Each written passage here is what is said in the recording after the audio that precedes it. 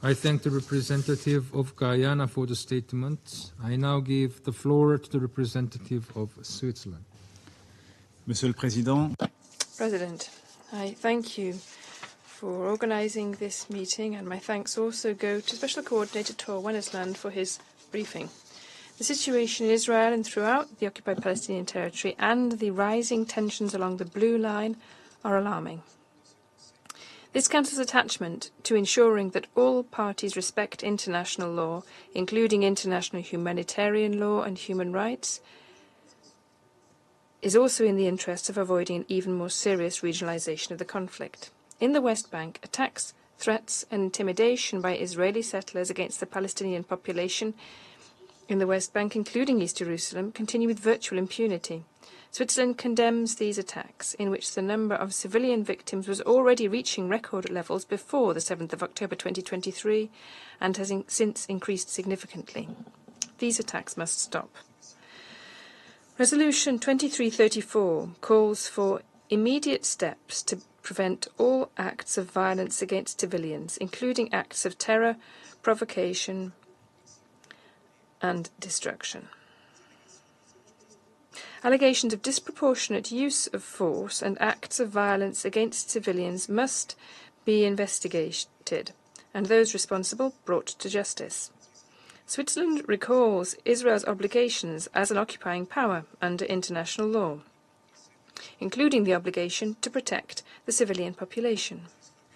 Switzerland also points out that the Israeli settlements are illegal under international humanitarian law and, according to Resolution 2334, constitute a major obstacle to the achievement of the two-state solution and the establishment of a just, lasting and comprehensive peace. Recurrent announcements by Israeli leaders and measures to expand them contribute to the escalation and must be stopped. Switzerland notes with concern recent Israeli decisions to transfer the management of settlers' civil affairs in the West Bank to the Israeli civil administration. In accordance with international humanitarian law, Israel must refrain from taking measures that would introduce permanent changes, in particular demographic and administrative changes, in the occupied territory. In Resolution 2730, this Council reaffirmed the responsibility of states and parties to the conflict to respect and protect the civilian population, including humanitarian personnel. Infrastructure and property used for humanitarian relief operations, as well as convoys, must also be respected and protected.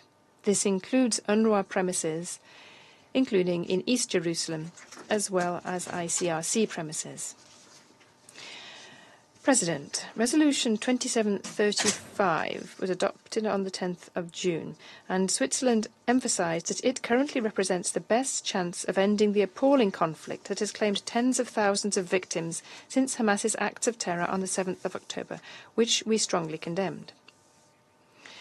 Despite the 4 resolutions adopted by this Council, hostilities in the Gaza Strip continue to expose hundreds of thousands of civilians, including a very large number of children, to danger, forced displacement, and an increased risk of starvation and famine. Similarly, dozens of hostages remain in captivity in Gaza. Switzerland reiterates its opposition to the current offensive in Rafah. It recalls the provisional measures ordered by the court, the International Court of Justice. These are binding, so Israel expects Israel to comply with them. We reiterate our call for an immediate ceasefire to facilitate the safe, rapid and unimpeded delivery of humanitarian aid by all means into the Gaza Strip, and for the immediate and unconditional release of all hostages. Those held captive in connection with the conflict must be able to be visited by the International Committee of the Red Cross and receive the assistance and protection to which they are entitled. Finally, this Council must continue to support the two-state solution, which is the only foundation capable of guaranteeing peace between Israelis and Palestinians and stability in the region. We must contribute to rebuilding, without further delay, this foundation of 2 democratic states, Israel and Palestine, of which Gaza is an integral part, living side by side, in peace, within secure and recognized borders. Thank you. I thank the representative of Switzerland for the statement. I now give the floor to the representative of France.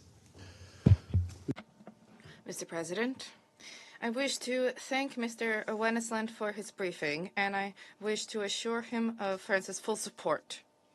With the adoption of Resolution 2735, the Security Council